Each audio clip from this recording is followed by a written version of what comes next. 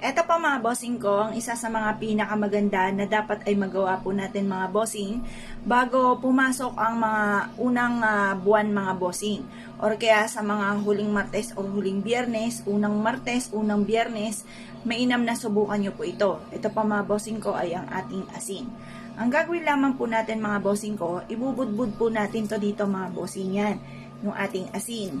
At pagkatapos ay magwi-wish po tayo na sa pamamagitan nito ay hindi na tayo mamalasin at buong buwan tayong suswertihin. At mas magiging masagana ang ating pong pamumuhay. Ganyan lang po ang inyo pong gagawin mga bossing. Ugalin nyo po ito sa mga unang araw ng pasok ng buwan or kaya po mga bossing ko, huling Martes at huling Biyernes mga bossing. Ito pa mga bossing ko, isa sa mga subok na at paborito ko rin na gawin mga bossing ko pagdating sa usapin ng asin. Kasi ang asin mga bossing ko ay mabisang pang cleansing, nagtataboy po ito ng mga kamalasan at ito po ay nag-a-attract ng swerte.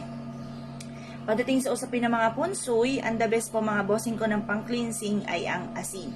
Kagaya na na-share ko nga po sa inyo, sa isang resort na pinuntahan namin, ay napakaraming tao, fully book na po sila at hindi na halos tumanggap ng mga walk-in dahil sa punong-puno na ang kanilang resort mga bossing. At doon ay napansin ko, may malaki silang bowl ng asin mga bossing ko sa main entrance ng kanyang negosyo. Samantalang ang mga katabi po niyan mga bossing ay halos wala ng tao, halos napakatahimik at kumbaga konti na lang ay magsasara na mga bossing. Pero sa kanila ay dinudumog mga bossing, bukod sa ganda ng kanilang ambience, ay meron din silang pang-cleansing at pantabay na mga kamalasan. At talaga naman tunay na nare-relax ang mga taong pumupunta po doon mga bossing.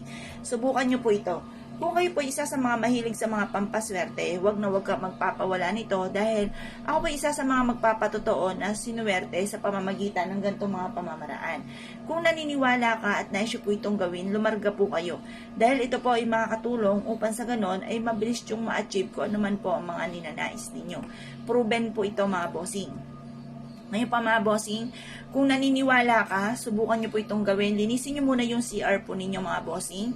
At pagkatapos mga bossing ko ay maglagay ka ng asin sa inyo pong aridoro or sa mga strainer po na yung kagaya ng lababo, yung paliguan po natin, yun, maglagay ka doon ng asin mga bossing. Sa mga butas-butas na yan. Sa mga kusina rin po ninyo, maglagay din po kayo. Kasi minsan, ang pinahahalagahan lang lagi natin ay sa may main door.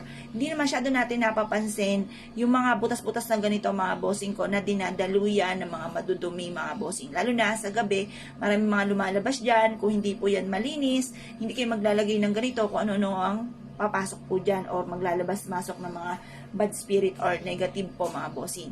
Kung kayo po isa sa mga naniniwala at naisyo po itong gawin, huwag ka na magpatumpik-tumpik pa, subukan nyo po ito, proven po ito mga bossing. Kung ikaw ay isa sa mga naniniwala, mahilig ka sa mga pampaswerte, ay siya, lumarga po kayo at ito po ay makakatulong upang sa ganon ay magtuloy-tuloy ang agos ng swerte. Kaya kung po pinaniwala mga bossing, ay siya, good luck po sa inyo po lahat.